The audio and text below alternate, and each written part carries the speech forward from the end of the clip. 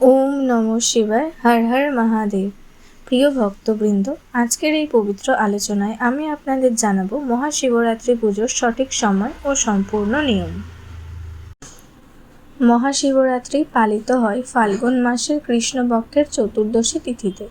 এই পবিত্র রাত্রিতেই ভগবান শিব তাণ্ডব রূপে প্রকাশিত হন এবং দেবী পার্বতীর সঙ্গে তার ঐশ্বরিক মিলন সম্পন্ন হয়।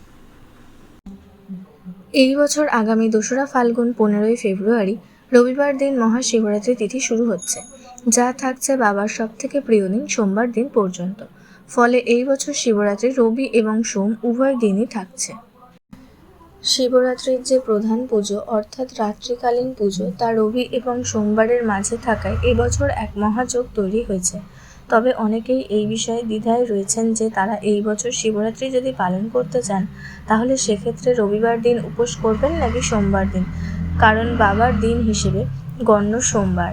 আর সোমবার দিন যেহেতু চতুর্দশী তিথি সন্ধ্যা ৫টা ৩৩ পর্যন্ত থাকছে, তাই অনেকেই এই বিষয়ে দ্বিধায় রয়েছেন যে চতুর্দশী ছাড়ার পূর্বেই কি উপবাস ভঙ্গ করা ঠিক হবে কি না। বন্ধুরা, প্রথমেই আপনাদের জানাই, এই বছর 2026-এ 1432 বঙ্গাব্দে শিবরাত্রি তিথি শুরু হচ্ছে 15ই ফেব্রুয়ারি 2রা ফাল্গুন রবিবার বিকাল 4:49 থেকে, অর্থাৎ শিব চতুর্দশী তিথি এই সময় থেকে শুরু হচ্ছে। তাই কেউ যদি মনে করেন তিনি সারাদিন উপোস রাখতে পারবেন না, তাহলে তিনি এই সময় থেকেই শিবরাত্রি উপবাস শুরু করতে পারেন।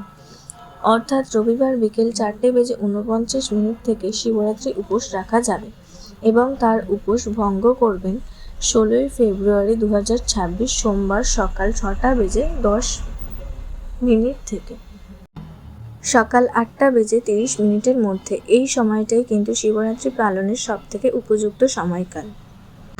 শাস্ত্র অনুসারে এই রাত্রিকে 4টি প্রহরে ভাগ করা হয়। 1 প্রথম প্রহর সূর্যাস্ত থেকে প্রায় রাত 9টা পর্যন্ত, 2 দ্বিতীয় প্রহর রাত 9টা থেকে 12টা, 3 তৃতীয় প্রহর রাত 12টা থেকে 3টে সবচেয়ে গুরুত্বপূর্ণ সময়, 4 চতুর্থ প্রহর রাত 3টে থেকে সূর্যোদয় পর্যন্ত। সম্ভব হলে 4 প্রহরে 4 বার শিব পূজা ও অভিষেক করা শ্রেষ্ঠ। শিবরাত্রি ব্রত পালনের নিয়ম।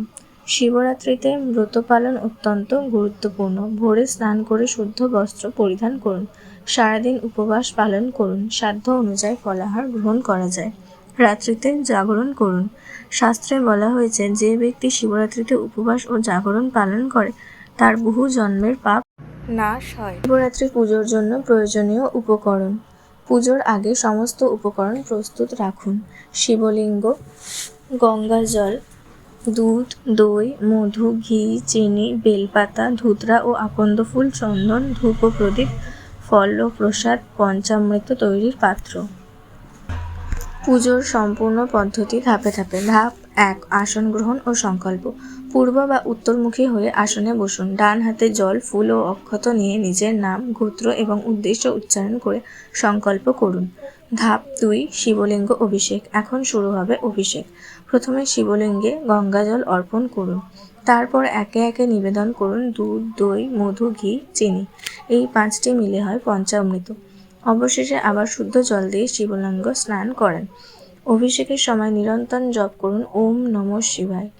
সম্ভব হলে 108 বার জপ করুন। ধাপ 3, বেলপাতা অর্পণ। বেলপাতা শিব পূজায় অত্যন্ত গুরুত্বপূর্ণ।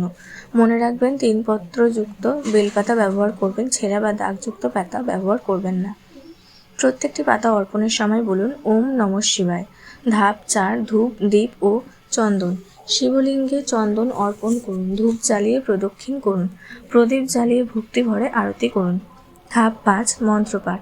এই সময় পাঠ করুন মহামৃত্যুঞ্জয় মন্ত্র। ওম ত্র্যম্বকং যজামহে সুগন্ধিং পুষ্টিবর্ধনম উর্বারুকমিব বন্ধনান মৃত্যুমূর্ক্ষীয় মাহমৃতাৎ। এই মন্ত্র 11, 21 বা 108 বার জপ করলে অত্যন্ত শুভ ফল পাওয়া যায়।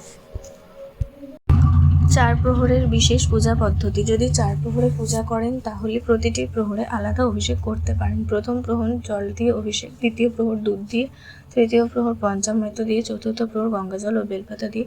প্রতিটি প্রহরে ওম নমঃ শিবায় জপ করবেন। রাত্রি জাগরণ। শিবরাত্রি রাত্রিতে জাগরণ অত্যন্ত ফলদায়ক। শাস্ত্রে বলা হয়েছে এই রাত্রিতে জাগরণ করলে বহু জন্মের পাপ নাশ হয়। ব্রত ভঙ্গের নিয়ম। পরের দিন ভোরে অর্থাৎ 16ই ফেব্রুয়ারি সোমবার সকাল 6:10 থেকে সকাল 8:30 মধ্যে স্নান সেরে শিবকে প্রণাম করুন। তারপর প্রসাদ গ্রহণ করে ব্রত ভঙ্গ করুন। প্রথমে জল বা ফল দিয়ে উপবাস ভঙ্গ করা উত্তম। এই পুজো করলে ভগবান মহাদেব প্রসন্ন হন, সংসারের দুঃখ দূর হয়, বিবাহে বাধা দূর হয়, দাম্পত্য জীবন সুখময় হয়, মানসিক শান্তি লাভ হয়, অকাল মৃত্যু ভয় নাশ হয়। বিশেষ করে অবিবাহিত নারীরা শিবরাত্রির ব্রত পালন করলে উত্তম পতি লাভ করেন এমন বিশ্বাস প্রচলিত আছে। আজকের এই পবিত্র শিবরাত্রি পূজার আলোচনা যদি আপনাদের ভালো লেগে থাকে তাহলে ভিডিওটি লাইক করুন, শেয়ার করুন এবং চ্যানেলটি সাবস্ক্রাইব করতে ভুলবেন না। ভগবান মহাদেবের কৃপা আপনাদের সকলের জীবনে শান্তি, সুখ ও সমৃদ্ধি বয়ে আনুক। শেষে সবাই একসাথে বলুন ওম নমঃ শিবায়, হর হর মহাদেব।